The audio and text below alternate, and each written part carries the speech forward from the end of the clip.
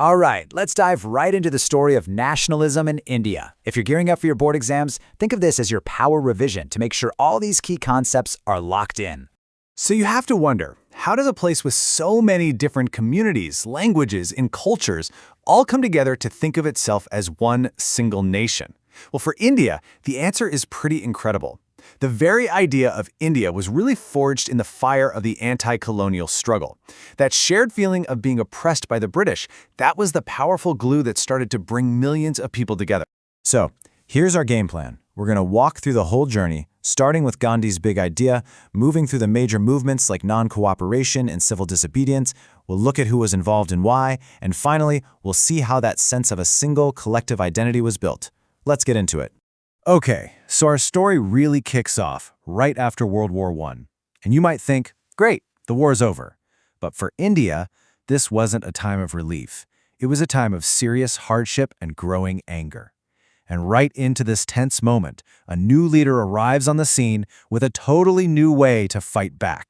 The war created what you could call a perfect storm of misery in India.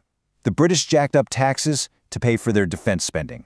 Prices for everything literally doubled. People in villages were being forced to join the army. And, as if that wasn't enough, crops failed and a massive flu epidemic hit. Any hope that things might get better after the war was just gone. And into this really volatile situation steps Mahatma Gandhi. He comes back to India from South Africa in 1915, and he's not coming empty-handed. He brings with him this powerful, new idea for mass struggle that he had already tested and refined. And that big idea? It was satyagraha. Now this is super important, so listen up. Satyagraha was not passive resistance. It was an active fight. It was all about using the power of truth and non-violence to confront injustice. The whole point was to appeal to the conscience of the oppressor, to make them see the truth without ever using physical force. Gandhi himself called it pure soul force. He truly believed that truth was the ultimate weapon. He felt that this dharma of non-violence, as he called it, was something that could unite every single Indian in the fight against injustice. So in 1919, Gandhi decided to launch a nationwide satyagraha against the really harsh Rowlatt Act, and things moved fast. It kicked off with a nationwide strike on April 6th, but the British response was brutal. Within days, police were firing on peaceful protesters, and that led to one of the most tragic events in India's history. On April 13th, at Jallianwala Bagh, General Dyer ordered his soldiers to fire into a crowd of unarmed people. Hundreds were killed. Dyer later admitted his goal was to create a feeling of terror. The violence was horrific.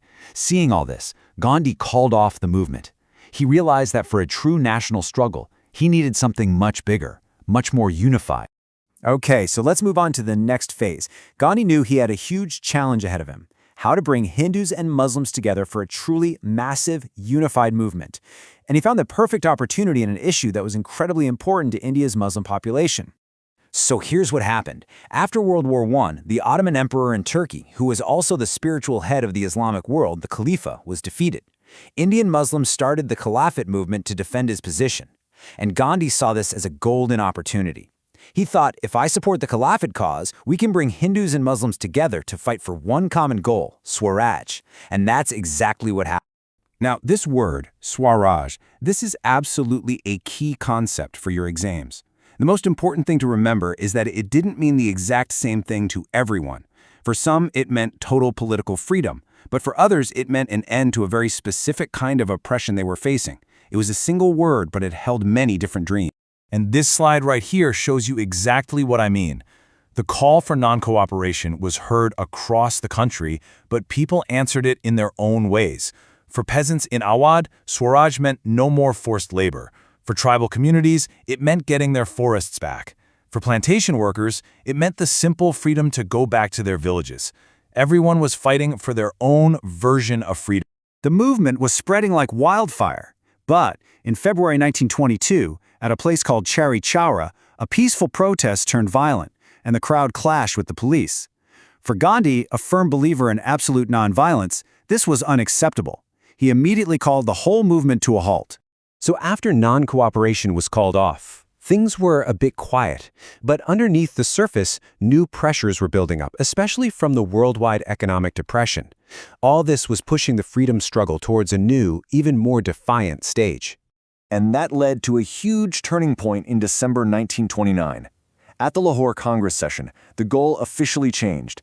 It wasn't just about Swaraj or self-rule anymore.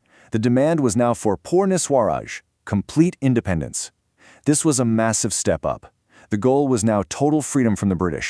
But how do you take a big idea like complete independence and make it something every single person can connect with? Gandhi's solution was pure genius. He chose salt. The British had a monopoly on it, and they taxed it. It was something that affected everyone, rich or poor. By deciding to break the salt law, Gandhi was symbolically challenging the entire British Empire. Okay, pay close attention to this slide, because this is a classic exam question. What's the difference between the two movements? Well, non-cooperation was about refusing to cooperate. Civil disobedience was about refusing to cooperate and actively breaking unjust laws.